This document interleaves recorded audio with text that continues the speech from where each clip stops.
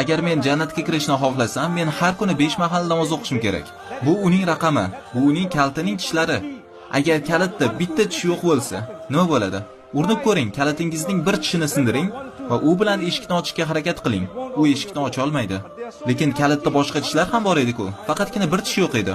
Akalar va ukalar, sizning yoki mening dangasaligimizga qarshi, issiq o'rningizga qarshi, bozorda, ish joyingizda qilayotgan ishlaringizga yoki oilangiz bilan dam olayotganingiz, namoz vaqti kirganda hammasini to'xtating va tezda namozingizni o'qing.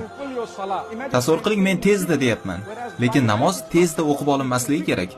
Lekin siz tezda o'qib olgan bo'lsangiz ham ishlaringiz o'rtasida to'xtadingiz va namozingizni o'qidingiz. Nima bo'lgan taqdirda ham Allohga qasam bu sizning jannatga kirishingizning yagona sababi bo'lishi mumkin. Ba'zilarimiz bo'ysunuvchilardan emasmiz. Biz islomga bizga oson bo'lgan ishlardagina amal qilamiz. Faqatgina biz bundanda yaxshiroq amal qilishimiz lozim.